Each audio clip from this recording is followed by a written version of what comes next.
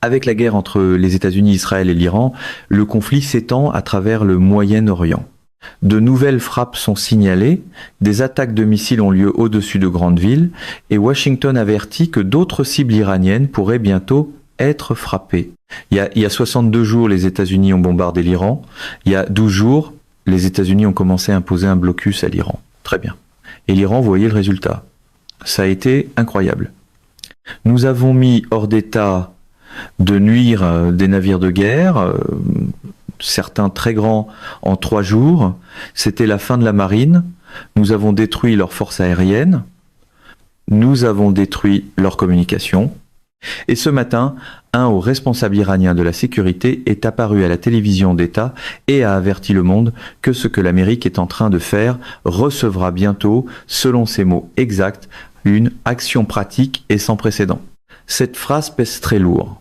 C'est le langage qu'utilisent les gouvernements avant de faire quelque chose qu'on ne peut plus défaire. Son poids se comprend mieux à la lumière de tout ce qui s'est déjà produit pendant les 62 jours écoulés depuis le début de cette guerre. Parce que si ce qui s'est déjà passé ne constitue pas une réponse choc, alors ce qui suivra sera quelque chose que le monde n'a pas vu depuis des décennies. La moyenne nationale pour un gallon d'essence se situe à 4,30 $ ce matin, son plus haut niveau en 4 ans. L'indicateur d'inflation privilégié par la Réserve fédérale s'est établi à 3,5% pour mars, le rythme le plus rapide depuis mai 2023. À eux seuls, les achats mensuels des consommateurs en biens énergétiques ont représenté 42% de l'accélération totale des dépenses en mars. Le Programme alimentaire mondial des Nations Unies avertit que 45 millions de personnes supplémentaires dans le monde pourraient basculer dans la faim si le conflit ne s'apaise pas d'ici le milieu de l'année. Les États-Unis ont maintenant dépensé environ 25 milliards de dollars pour mener une guerre dont le président avait prédit qu'elle ne durerait pas plus de 6 semaines. Nous sommes à la 9e semaine. Aucun accord n'est en place. Aucun cessez-le-feu ne tient. Et le niveau de menace venant de Téhéran augmente en proportion directe de la pression économique que Washington applique. Pour comprendre ce que signifie réellement la réponse menacée par l'Iran, il faut regarder toute la séquence des 62 derniers jours.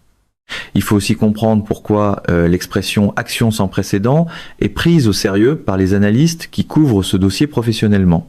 Parce que cette séquence est aussi le récit d'une administration qui a pris une série de décisions, en a absorbé les conséquences sans les reconnaître, et a offert des explications de plus en plus difficiles à soutenir à mesure que les chiffres s'accumulaient. Le 28 février 2026, les États-Unis et Israël ont lancé des frappes aériennes surprises contre l'Iran sous le nom opérationnel Epic Fury. Le guide suprême Ali Khamenei a été tué lors des premières frappes. Son fils a depuis été nommé comme successeur. Dans les heures qui ont suivi les frappes initiales, le corps des gardiens de la révolution islamique, l'IRGC, a transmis un message par radio très haute fréquence, VHF, à chaque navire près du détroit d'Ormuz. Aucun navire ne serait autorisé à passer.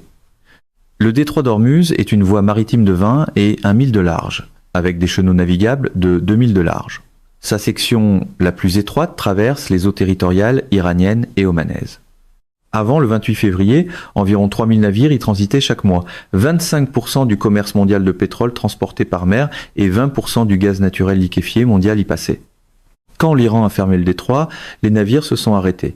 Maersk, CMA CGM et Hapag-Lloyd ont suspendu tous les transits dès le premier jour. Les 1 et 2 mars, les données de suivi maritime montraient 0 navire en mouvement dans cette voie d'eau. Pas une réduction du trafic, 0. Le Brent a bondi de 15% à 83 $ le baril au cours de la première semaine. Les prix de l'essence aux États-Unis ont augmenté de 48 cents le gallon dans les 7 premiers jours. Ces 48 cents ont eu une conséquence matérielle immédiate. Le conducteur américain moyen consomme environ 430 gallons d'essence par année.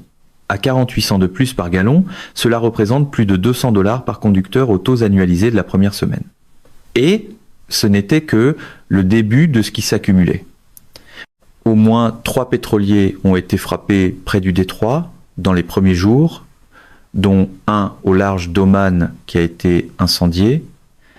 La Royal Navy britannique a noté que, même si la fermeture iranienne n'avait aucun fondement juridique formel comme blocus déclaré, la sécurité ne pouvait pas être garantie. L'effet pratique était identique à une fermeture officielle. Les navires restaient au port ou faisaient demi-tour. Des centaines de pétroliers se sont retrouvés bloqués dans le golfe Persique, incapables d'atteindre leurs clients. Le 8 mars, alors que les prix continuaient de monter, le secrétaire à l'énergie Chris Wright est apparu à l'émission Face the Nation de CBS et a décrit la situation comme une période temporaire de prix élevés. Le 12 mars, alors que les prix poursuivaient leur hausse, le président Trump a publié sur les réseaux sociaux: quand les prix du pétrole montent, nous faisons beaucoup d'argent. Le bureau du gouverneur de la Californie a décrit cette publication comme un aveu extraordinaire selon lequel la hausse des prix de l'essence profite à ces grands donateurs pétroliers pendant que les familles américaines en paient le coût. Les consommateurs absorbent le coût des prix élevés du pétrole à chaque endroit où le pétrole croise la vie quotidienne, à la pompe, à l'épicerie, dans les factures d'électricité, et dans chaque colis qui arrive à leur porte. Le 9 mars, 11 jours après le début de la guerre, Trump a dit aux journalistes « La guerre est très complète à peu près ».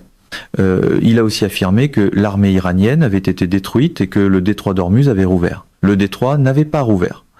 En quelques jours, il est devenu clair que l'Iran ne bloquait pas simplement la voie maritime, il facturait des droits de passage. Plus de 1 million de dollars par navire au départ, montant qui est passé en quelques jours à 2 millions de dollars par bâtiment, pour ceux que l'Iran jugeait fortement admissibles. La Chine est passée, la Russie est passée, l'Inde, le Pakistan, les Philippines, la Malaisie et la Thaïlande ont obtenu l'accès. Les États-Unis, Israël et leurs alliés, non. Quelque chose a mal tourné à l'intérieur du Liban et l'armée israélienne ne l'avait pas vu venir. Pas une petite escarmouche, pas un échange de tirs mineurs à la frontière.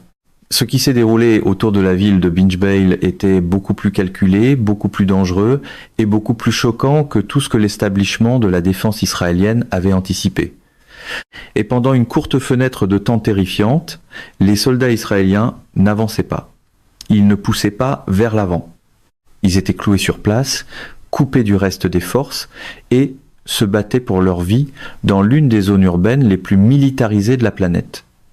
Voici l'histoire de ce qui s'est réellement passé, pas la version filtrée par les communiqués de presse, pas les déclarations militaires soigneusement formulées, mais la réalité brute au niveau du terrain, de ce que le Hezbollah préparait depuis des années, et de ce dans quoi Tsahal est entré directement. Mais avant d'y arriver, il faut comprendre une chose. Binjbeil n'est pas seulement une ville, c'est un symbole, c'est une forteresse. C'est l'endroit où le Hezbollah est né dans le sang, et où il a promis de faire payer à toute force d'invasion le prix le plus élevé possible. Et dans le conflit d'automne qui a secoué toute la région, cette promesse a été tenue.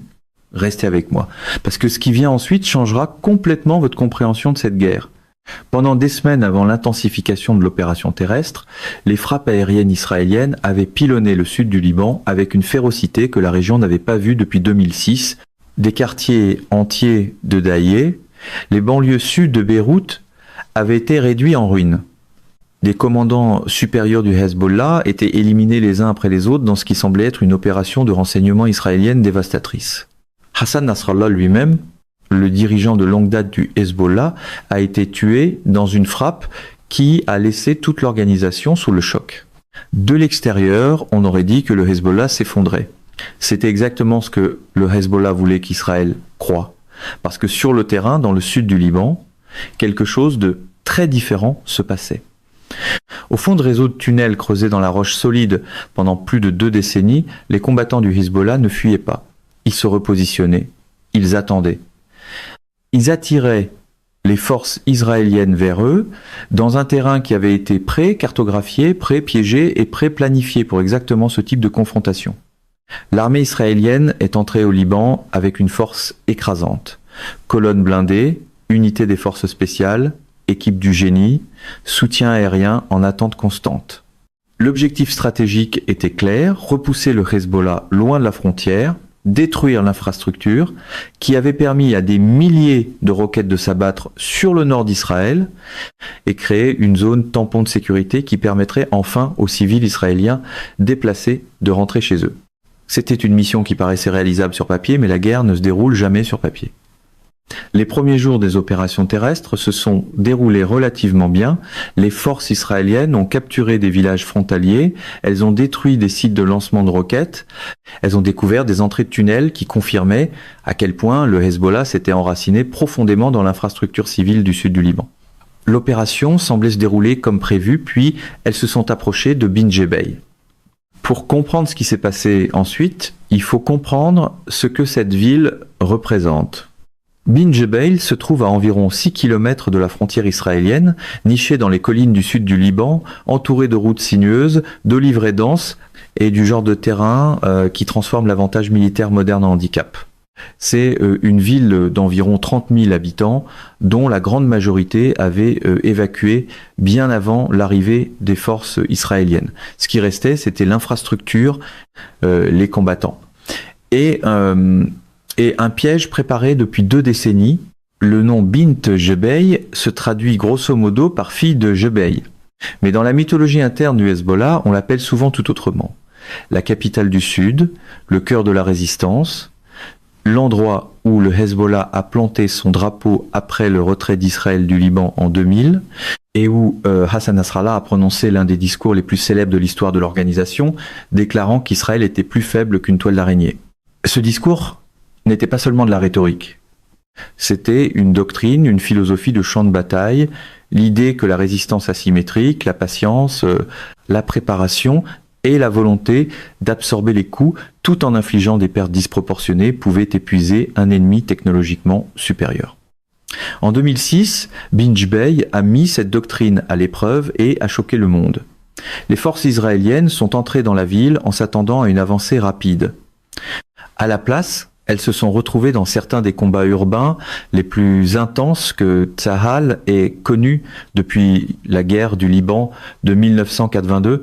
Les combattants du Hezbollah, utilisant des missiles anti-chars, des embuscades, des positions préparées et une connaissance intime de chaque ruelle, chaque toit et chaque sous-sol, ont transformé la ville en hachoir. Des soldats israéliens ont été tués, des unités ont été clouées sur place. L'opération, qui devait être rapide et décisive, s'est transformée en une progression brutale, coûteuse et interminable, qui a duré des semaines et s'est terminée sans victoire militaire claire. Le Hezbollah a étudié chaque instant de cette bataille. Il a documenté ce qui fonctionnait, ce qui échouait, ou les tactiques israéliennes créaient des vulnérabilités et comment rendre la prochaine confrontation encore plus coûteuse. Puis il a passé 18 ans à reconstruire, à se réarmer et à se préparer. Ce que les forces israéliennes ont rencontré cette fois n'était pas le Hezbollah de 2006. C'était quelque chose qui avait évolué, qui s'était adapté et qui était devenu probablement la force militaire non étatique la plus compétente de l'histoire de la guerre moderne. Mais ce qui s'est passé ensuite a tout changé. Alors que les unités blindées israéliennes avançaient vers les abords de Bin Jebel, le paysage a changé. Pas visuellement, pas au début. Les bâtiments ressemblaient à ceux de tous les autres villages arabes abandonnés qu'elles avaient traversés. Les routes étaient vides, le silence était inquiétant, mais pas inattendu dans une ville évacuée après un avertissement israélien. Ce qui avait changé, c'était ce qui se trouvait dessous. Mais ce qui s'est passé ensuite a tout changé dans la façon dont les analystes militaires pensent désormais l'avenir de la guerre dans cette région. Quand l'essaim a frappé, les systèmes défensifs américains ont réagi exactement comme prévu. Les systèmes de défense rapprochés Phalanx, à bord de navires militaires voisins, ont ouvert le feu. Les plateformes de brouillage électronique se sont activées immédiatement. Les protocoles automatisés de réponse à la menace ont fonctionné parfaitement selon toutes les mesures disponibles. Ça n'a rien changé. Les SEM étaient simplement trop nombreux, trop dispersés et trop bas pour être interceptés efficacement. Pour chaque unité neutralisée, 3 autres poursuivaient leur trajectoire. Les systèmes de défense ont été submergés non pas par la puissance de feu, mais par le volume et la coordination. C'était l'équivalent militaire d'essayer d'arrêter une inondation avec une chaudière. C'est la leçon centrale qui a ébranlé les planificateurs militaires américains jusqu'au cœur. Toute la doctrine de la domination militaire américaine dans le Golfe a été construite autour de l'hypothèse d'une supériorité qualitative, de meilleurs avions, de meilleurs navires, de meilleurs capteurs, de meilleures armes. L'hypothèse a toujours été que la technologie américaine serait tellement en avance sur celle de tout adversaire que la quantité ne pourrait jamais compenser l'écart de qualité. L'Iran vient de prouver que cette hypothèse était fausse, pas avec une seule arme puissante, mais avec des centaines d'armes bon marché et coordonnées. Les implications stratégiques sont profondes. Si l'Iran peut reproduire cette opération, et il y a toutes les raisons de croire qu'il le peut, alors le calcul fondamental de la projection de puissance militaire américaine dans le Golfe a changé. Les groupes aéronavals qui étaient autrefois considérés comme essentiellement invulnérables à une attaque iranienne ont maintenant une nouvelle vulnérabilité profondément inconfortable. Le manuel de la guerre asymétrique, que de petits États théorisent depuis des décennies, vient de recevoir sa validation la plus spectaculaire dans le monde réel. Et la panique à l'intérieur du CENTCOM ne concerne pas seulement ce qui a été perdu aujourd'hui. Elle concerne ce que cela signifie pour demain. Les commandants militaires se posent maintenant une question qu'ils n'avaient jamais vraiment eu à affronter sérieusement auparavant. Si l'Iran peut aveugler la surveillance américaine avec un ESAM, qu'est-ce qui l'empêche d'utiliser la même approche contre les navires eux-mêmes? Contre les installations portuaires à Bahreïn, contre les bases avancées dispersées dans la péninsule arabique? La réponse, selon plusieurs analystes de la défense qui parlent discrètement à des journalistes à Washington, est pas grand-chose, du moins pas encore. Parce que la doctrine militaire américaine et les achats d'équipements n'ont pas suivi le rythme de la menace des essaims. Les systèmes conçus pour contrer ce type d'attaque sont encore largement en développement, encore en test, encore à des années d'un déploiement opérationnel complet sur tous les moyens américains dans la région. L'Iran a frappé pendant la fenêtre de vulnérabilité américaine et il a frappé précisément parce qu'il savait exactement à quel point cette fenêtre pourrait devenir étroite une fois que les capacités américaines anti-SM seraient arrivées à maturité. C'était pas du désespoir, c'était de la stratégie. Voici ce qui rend les conséquences géopolitiques encore plus compliquées. L'Iran n'a pas officiellement revendiqué la responsabilité. Aucun discours de Téhéran, aucune diffusion triomphale à la télévision d'État, aucune annonce de l'IRGC, seulement le silence. Et l'absence consciente de démenti qui, dans le langage de la guerre hybride moderne, est sa propre forme de communication. Cette ambiguïté délibérée sert parfaitement les objectifs de l'Iran. Elle prive les États-Unis d'un acte de guerre clairement attribuable qui déclencherait une réponse militaire obligatoire. Elle force les décideurs américains à rester dans cette zone intermédiaire inconfortable entre reconnaître une perte dévastatrice et admettre publiquement qu'ils ne peuvent pas prouver de façon définitive qu'il a fait, même quand tout le monde connaît la réponse. C'est une leçon magistrale dans ce type de guerre qui se situe juste sous le seuil du conflit conventionnel. Le genre de guerre qui inflige de vrais dommages tout en refusant à l'adversaire une cible claire contre laquelle riposter. Les conséquences diplomatiques commencent déjà à se répercuter vers l'extérieur. Les États arabes du Golfe qui accueillent des infrastructures militaires américaines sont alarmés en privé. Si l'Iran peut frapper les systèmes de surveillance américains avec ce niveau d'efficacité, alors le parapluie de protection que les États-Unis étendent depuis longtemps au-dessus de ces pays paraît soudain beaucoup moins fiable. L'Arabie saoudite, les Émirats arabes unis, le Koweït et Bahreïn réévaluent tous discrètement aujourd'hui leurs hypothèses de sécurité d'une façon qu'ils ne faisaient pas hier. Israël observe avec une attention particulière. La capacité iranienne d'essaim a des implications directes pour l'architecture de défense aérienne israélienne. Si des tactiques similaires d'essaim étaient déployées contre les systèmes de défense aérienne israéliens, comme prélude à une frappe plus vaste, les implications seraient extrêmement sérieuses. Et la Russie et la Chine observent à distance confortable, avec un intérêt considérable. Parce que ce que l'Iran vient de démontrer est essentiellement la preuve de concept d'une forme de guerre dans laquelle ces deux puissances investissent massivement elles-mêmes. L'âge des essaims de drones est arrivé et l'armée américaine traverse maintenant les premières étapes inconfortables de l'apprentissage nécessaire pour s'y adapter. À l'intérieur du Pentagone, la réponse d'urgence a déjà commencé. Le CENTCOM a demandé une autorisation d'urgence pour de nouveaux achats de systèmes anti-drones. Le bureau du secrétaire à la Défense a convoqué une équipe d'évaluation rapide. La communauté du renseignement travaille à reconstruire exactement comment l'essaim a été construit, comment il a été coordonné et d'où venaient les composants. Parce que beaucoup des technologies critiques dans les drones, en essaim de l'Iran, sont presque certainement passées par des chaînes d'approvisionnement qui étaient censées être bloquées par les contrôles à l'exportation. Cette enquête aura ses propres révélations inconfortables. Et dans le Golfe lui-même, les moyens navals américains fonctionnent aujourd'hui dans une posture fondamentalement différente de celle d'il y a 48 heures. Les navires qui effectuaient des patrouilles de routine sont maintenant repositionnés. Les avions qui suivaient des routes de reconnaissance planifiées sont maintenant maintenus au sol ou redirigés. Chaque mouvement est réévalué à travers le prisme du nouvel environnement de menace. Les yeux sur lesquels l'Amérique comptait sont dans le noir, et jusqu'à ce qu'une nouvelle couverture de surveillance puisse être établie, les commandants américains dans le Golfe prennent des décisions avec une information incomplète dans l'une des régions les plus volatiles de la planète. C'est pas une position confortable pour la plus grande puissance militaire du monde. Mais voici la question plus profonde que cet événement nous force à affronter. Et c'est une question qui va au-delà des tactiques, au-delà de la technologie, au-delà même des enjeux immédiats de sécurité dans le Golfe. Nous sommes en train de vivre une transformation fondamentale de la nature de la puissance militaire. L'ère des systèmes coûteux, sophistiqués et de haute précision, qui pouvaient être déployés en petit nombre et dominer le champ de bataille, entre en collision frontale avec une nouvelle ère.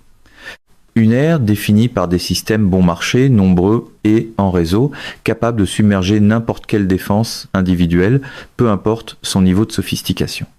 Les États-Unis ont construit leur domination militaire sur un modèle. L'Iran vient de démontrer la viabilité d'un modèle complètement différent. Et la réalité terrifiante, c'est que le deuxième modèle est accessible à un éventail beaucoup plus large d'acteurs. Il est moins coûteux, il est plus facile à mettre à l'échelle. Et à mesure que l'intelligence artificielle continue de rendre la coordination autonome plus rapide et plus fiable, il ne fera que devenir plus efficace avec le temps. Aujourd'hui, c'était un réseau de surveillance dans le Golfe, mais la logique de l'essaim ne s'arrête pas au détroit d'Ormuz. Elle ne s'arrête pas à une technologie particulière ni à une géographie particulière. La question que personne à Washington ne veut dire à voix haute en ce moment est simple.